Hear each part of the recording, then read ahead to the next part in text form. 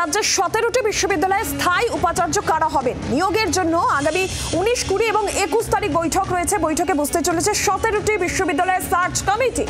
Supreme কোর্টের নির্দেশে বৈঠকের পরই নাম চূড়ান্ত হবে বলেই জানা যাচ্ছে। 19, 20 এবং 21 বৈঠক হবে। বৈঠকে বসতে চলেছে 17টি বিশ্ববিদ্যালয়ের সার্চ কমিটি।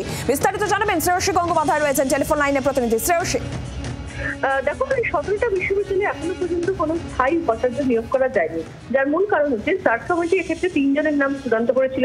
সেই ফাইল মুখ্যমন্ত্রীর দপ্তরে গিয়েছিল। মুখ্যমন্ত্রী সেখান থেকে একজনের নাম চূড়ান্ত করে সেই নামটিকে নিয়ে সেই ফাইলটিকে পাঠানো হয়েছিল রাজ্যপালের কাছে।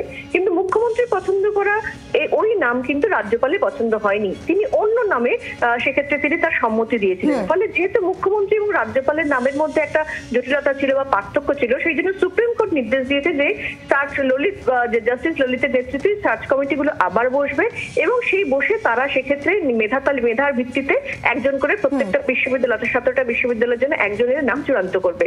সেই নির্দেশ অনুযায়ী কিন্তু এই সার্চ কমিটি বসতে চলেছে ফের। এবং এক্ষেত্রে যাদের নাম রয়েছে প্রত্যেকটা বিশ্ববিদ্যালয়ের জন্য যে 3 জনের নাম রয়েছে, সেই 3 জনকেও কিন্তু এই দিনগুলোতে ডাকা হয়েছে এবং সেক্ষেত্রে তাদের সঙ্গে আলোচনা করে প্রত্যেকটি বিশ্ববিদ্যালয়ের জন্য একজনের নাম চূড়ান্ত করা হবে। ধন্যবাদ শ্রেয়সী।